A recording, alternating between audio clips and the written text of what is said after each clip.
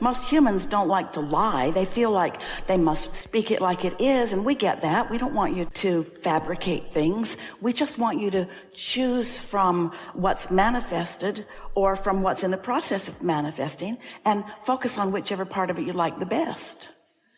Because it's not wrong for it to be a mess. It got that way because you care about things and because you help a lot of other people and because you don't prioritize as well as you could. And we could talk all day about the reasons that anybody's in the jam that they're in.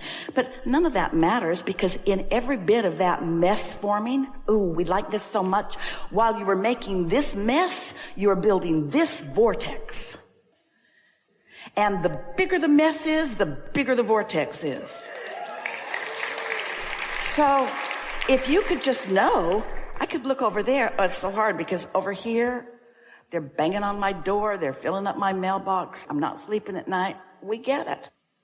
But you have the ability to focus better. You don't even have to think about money. You can just think about things that aren't a mess.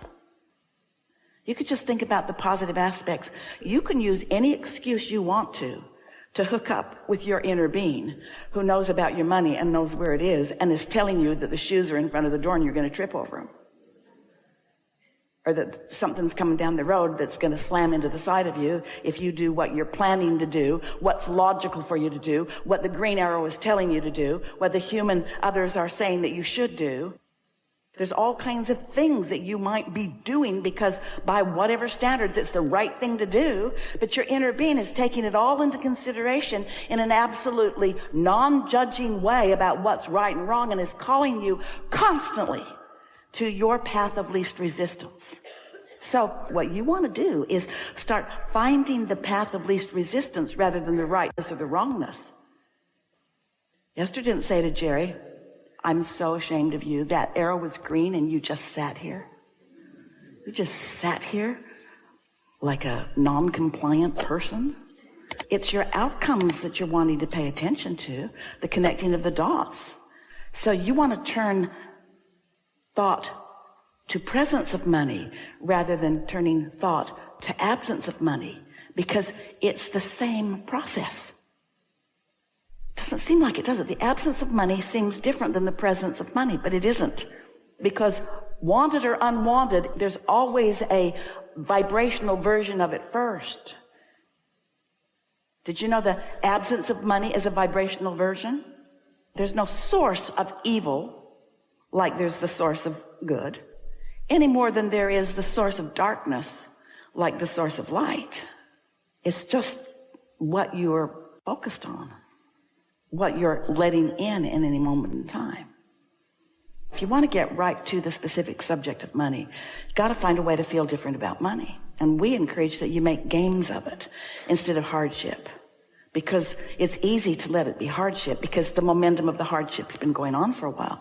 But if you can find a way to make a game of it, we encouraged many friends early on in the work that we're doing through Esther to get a column or pad and just column, and write down what you have to pay every month. Starting with the big stuff all the way to the littler stuff. So it was usually house payment and then car payment and then, and over there's a bicycle payment maybe or something. However it works out for you. And then say to yourself as you look at it, and be real about it, this is what I've promised to do, or this is what I need to do, or this is what I want to do. Put vacation fund in there too, and gift fund. Put anything in there that is important to you. And then look at it and say, I've decided to do this. I'm going to do my very best to do it. And sometimes I'm going to do double what I said I was going to do. And then on the very last column, the one that's the smallest, pay it twice. And say to yourself, see, I'm going to do my best to do all of it, and I did that one twice. Now your logic might kick in and say, why are you paying something that you don't need to pay while you're not paying things that you're supposed to pay? And the answer is because I'm turning this into a game. Because I feel how I feel, and I get what I'm feeling. What I'm feeling is what I'm getting. So this hardship, this not enoughness is what I'm feeling. So the law of attraction can't deliver what I've asked for, what I deserve, what's lined up, what's on its way, Because the law of attraction cannot defy the resistance that I'm adding to the equation. It's all about momentum and inertia and resistance and friction. And friction slows things down. Now, you want some friction, otherwise you'd fly off in the bushes when you don't really want to. You like inertia. Inertia says if it's going that way, it's going to keep going that way unless something really changes. If the road stops going, you're still going to go that way, even though the road went that way. In other words, so you want some friction, you want some ability to control yourself. That's what your thoughts and emotions are all about. But understand that it's not going to change until you change the way you feel. And you got to figure out how to change the way you feel without the conditions having to change first. That's why you're going to make a game of finances. It's already in motion. There's already a track that's been laid, but you're laying a new track. This is going to be fun. And what you'll notice is, before you know it, that last one over there, there's nothing else on it. You paid it all off. Psh, happened really fast. Ooh, that felt good. It was a game. Instead of feeling tense and uncomfortable about whatever it is showing up in your inbox or your mailbox or wherever it shows up, you find yourself looking forward to it because it's more reason to play the game. You'll wish that you could play the game every day instead of just that one day. Do you have a pile of things that you're supposed to do that are in a corner in your somewhere and you haven't even opened them yet? Do you have any of those piles? Because you don't want to face what's in those because that doesn't feel fun. That feeling of not ready to start is contradicted energy. This game won't feel like that. Because, as we were talking earlier, when you have an idea of something that you care about, that you want, and you focus on things that are in harmony with that, so it just keeps feeling good, the momentum calls you and you can't not go. So don't confuse action with inspiration, with creation.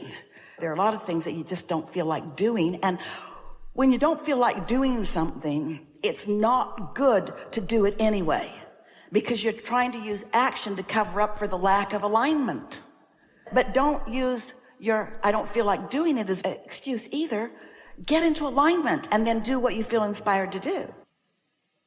It's split energy when you want it, but it's split energy when your inner being knows what you want and is focused on it and you're focused on the opposite. That's split energy too.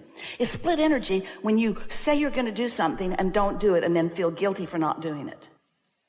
It's not split energy when you said you were going to do something and you don't feel like doing it, so instead you do something you feel like doing. Did you hear that?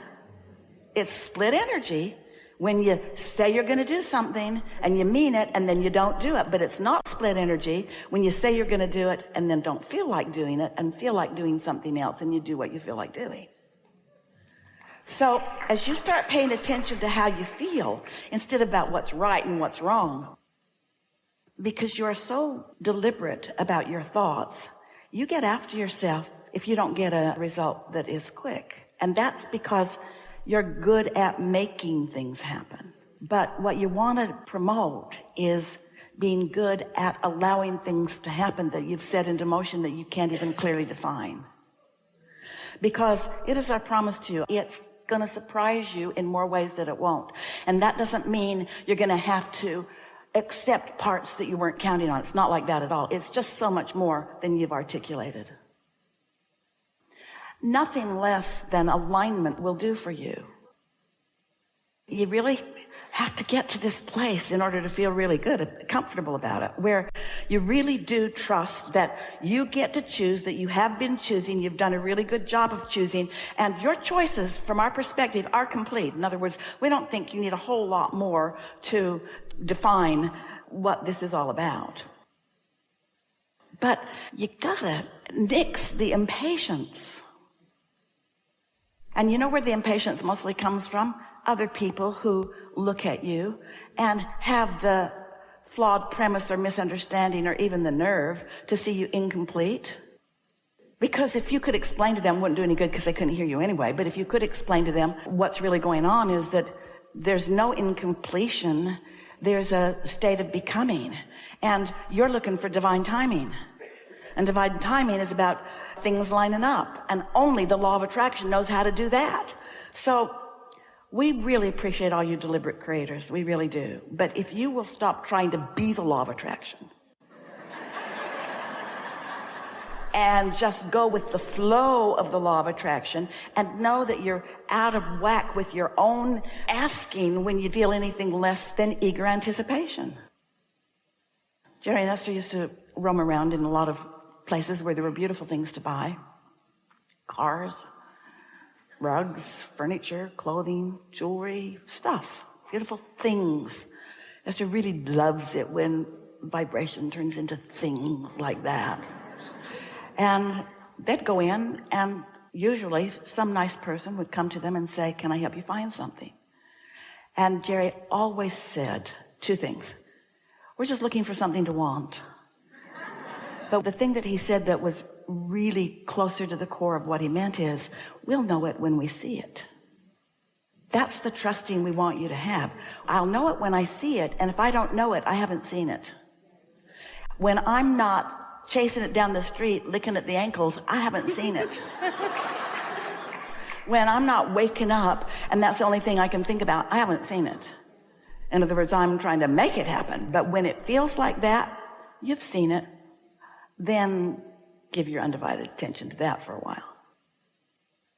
Do you accept the existence of the vibrational reality that is the precursor to everything that is manifested? Yes. And do you acknowledge that it has a vibrational frequency that you want to match if you want to attract what's in it? And do you accept that your inner being knows what's in it and is focused upon it, and that you can feel that you have an awareness of your alignment with your inner being? Is that something that's easy for you to contemplate? So does your logic tell you that when I'm worried, I'm not on the signal? And I'm not going to get closer to it either because I've introduced resistance instead. So what I want can't be. Isn't that easy to understand? It takes a while to hone in, doesn't it? Esther has a gate at the back side of her property where her garages are. And she pushes a button and the gate opens, and she can push it and make it stay open, but she lets the gate close unless she knows that someone needs to get in. And if she's pushed it open and it wants to close and something gets in the way of it, it will stop because there's a transmitter and a receiver that keep the gate from closing on a car or a person or even a little dog. So the other day, the gate wouldn't close. And Esther thought, there's nothing keeping it from opening. She pushed her clicker again, it wouldn't close. And then she thought about transmitting and receiving, about alignment. And she thought, oh, look at that little thing right there. And she looked over there, and there, transmitter, receiver. So she just wiggled the thing, and there was a red light on it, and when she wiggled it, the light turned blue. And then the gate closed. And she thought, everything's the same, isn't it? Everything in your physical world goes by the same laws of physics in the physical, but what should we call it in the non-physical? These are powerful laws that don't bend to your confusion. Your confusion has to yield to these laws. That's what this is all about. So we talk endlessly about how you feel, because how you feel is your closest indicator about when you've got resistance in the way, when you're in alignment or when you're not, when you're in alignment, when you're not, when you're in alignment or you're not, yeah? So in the case of the gate, when the thing is lined up right, everything's good unless something gets in the way and blocks the signal. Well, when you've got your signal blocked, you feel negative emotion. You're blocking the signal. Or when you're not lined up, it doesn't light up. You see what we're getting at? So just think in terms of how you feel for a little while and then watch what happens.